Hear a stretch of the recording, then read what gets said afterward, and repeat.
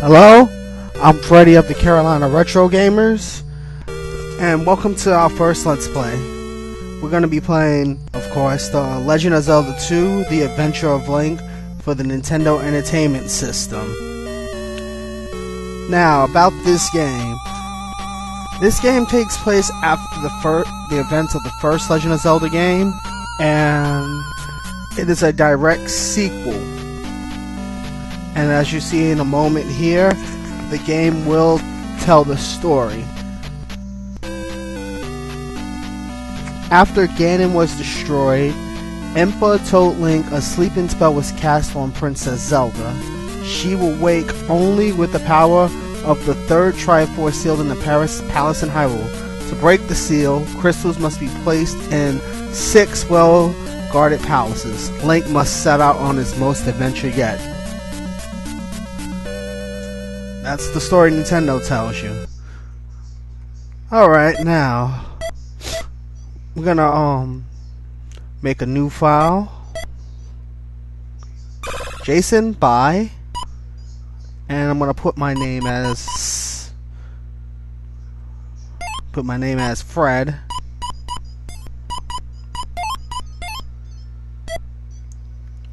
And I accidentally select this guy because I pressed the turbo on my joystick, so I pretty much reset. So we're gonna start as Fred, and here we go. Start in Hyrule Temple with Princess Zelda sleeping, but as you can see, this game is different from most Zelda games. A, it's a side scroller. B, it's more of an RPG. First thing you want to do is head up to that tree right there. Take care of these aches, which are the bats. And you see that P bag? That's experience points. You level up with experience points. But I hold off because I want to level up something else. In this run, I do hold off on most opportunities to leveling up, just to give me a little challenge. And here we enter our first town. And I don't bother to stop in the town, so but I'll tell you this, all the towns in Zelda 2 are named after the 7 sages of Ocarina of Time. So just a, useful fact. So we're gonna talk to this lady right here. And basically each town you go to, you have to do a side quest. And you will be able to learn magic. Basically, this guy's telling you get this. Your first magic is basically a defense increase. You remember the blue ring in Zelda 1? That's what the shield spell is. Just basically you take half damage. It's very useful. When I was younger, I just believe I didn't have any use for it, so I barely used it. But now, I use it a lot. Especially when I'm in, fighting tough enemies. Right, now that we got our shield spell, we're heading to the first palace. Okay. Now, one thing with Zelda 2, it has the random battle scenes and fixed battle scenes. For the random battle scenes, you'll see 2 types of objects. A blob and a Ganon symbol. You touch a blob, it's easy encounters. You touch a Ganon symbol, the harder encounters. But it will give you more experience points. So, and yeah, the random encounters are annoying, can get annoying at times, especially if you're getting to a palace. Now here we entered a fixed battle.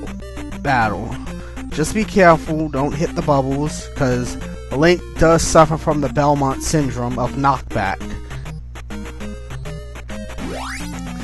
Now we're heading down here to pick up to this fixed battle, and we're going to pick up a heart, which will increase our lives.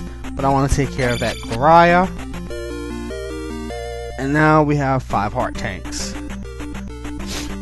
The total of you can get is 8 heart tanks, 8 magic tanks.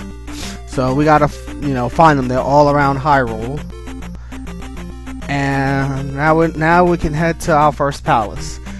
We are in good shape for the moment. And get another like random battle scene. So you're wondering why I'm playing Zelda 2. Well, Zelda 2 is one of my favorite NES games. This is the first Zelda game I played as a kid. So I would play this like for hours and hours. We are here in Parappa Palace. First thing you want to do is go left. Careful, these tin suits, though they may die in one hit, if they collide with you, they'll take away your experience, and that is not good.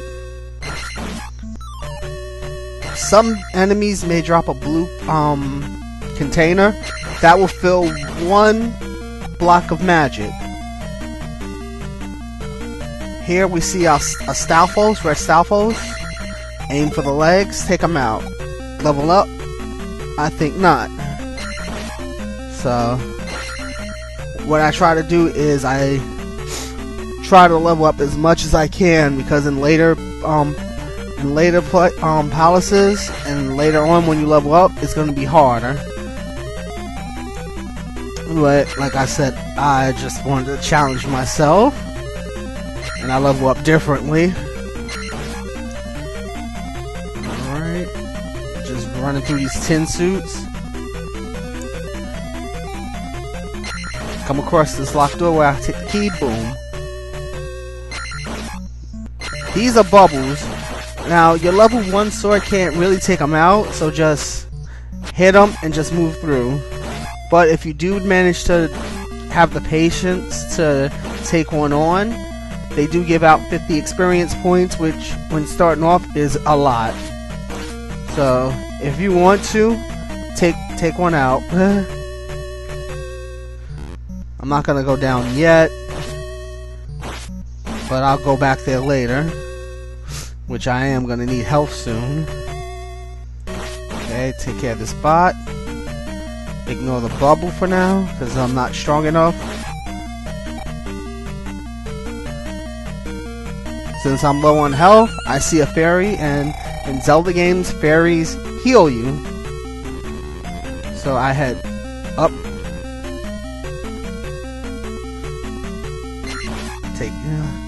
Head up to find some more keys.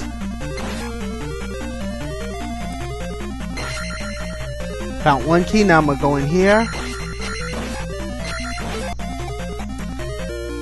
Okay, I leveled up my life, and then I'm gonna turn around and level up my life again, so I'm at 3 life, so I have a high defense. Only reason why I didn't level up my magic right away, because I don't really have a use for it yet. But now I can, take some hits. Hey, look, it's a reject hammer brother. So, grab the key. Always check the statues. They might drop a red container, which will restore all your magic. You'll see me do that a lot. And here's the shield spell in action. Basically, it is a defense boost. It only stays for one screen though. So if you have a gauntlet of enemies, tough enemies, use this. Don't be afraid to use the shield spell on them. And I'm already halfway to 100, so if I go down again, that'll lead me to the boss. So, like I said, I was gonna go back and got to that corridor with the elevator. And forgive me for blowing through this game. I just, like I said, played it for years, so I figured, hey, I'll do a let's play of it. Now this room is filled with bubbles. I forgot to tell you what bubbles do when they do collide. Not only do they take life, but they'll take magic. So, like I said, I'm too weak to fight them now. So, now you gotta be fast when you go across this bridge. Otherwise, you fall into the lava and you die. I hold off on leveling up. Just want to level something else up at the time. But if you're playing, do your best to level up all that you can. Okay, we have another reject hammer brother. And once you level up your sword, they become easier. Your offense becomes easier. I'm just timing it. And I get a lucky refill. So I just cast a shield spell. Here we have one of the annoying enemies called Iron Knuckles. Just use the jump and stab strategy and they will go down. So now I open this key and we have the candle. Now you remember that dark cave we went through? The candle lights up dark caves. I know in Zelda 1 it was used for burning bushes, but things change. Magic container. Like I said, I just think that I didn't level up my magic because I didn't have a use for it. So now we're heading to the boss of the dungeon. Just waiting for the blob to get out. So, I'll try to avoid the bubbles. I think later on I do try. Or if you can manage to trap one in its narrow space, feel free to take it out. And enemies do not respawn, so you don't have to worry about it, except for the bits and in the bubbles. So I already have got that fairy, so we're heading down. And we take on another Iron Knuckle. I'm just trying to be careful because I don't have shield cast, so I'm just hitting and running. So, see, what do I level up here? I do think I level up my magic. I try to evenly distribute the levels. That way I can level up more frequently. Because after this I level up soon. Like I'm at 174. Next enemy will at least give me a level up. But I died. I didn't say it was gonna be a no death run. So spoiler alert. So now that I'm full health, I take care of this reject hammer brother. With a level 1.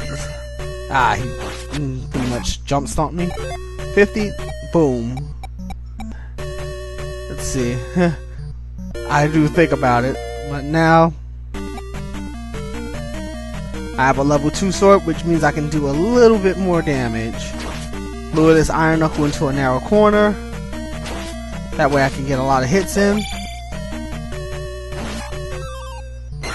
And that was a lucky P-bag drop. But I won't have enough to level up. Cast my shield. And this is the first boss of the game. His name is Horsehead.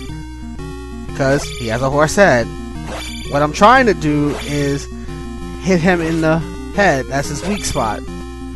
Anywhere else will not damage him. Remember, as a kid he was hard, but now it's just pretty much walkthrough. And yeah, I teabag him.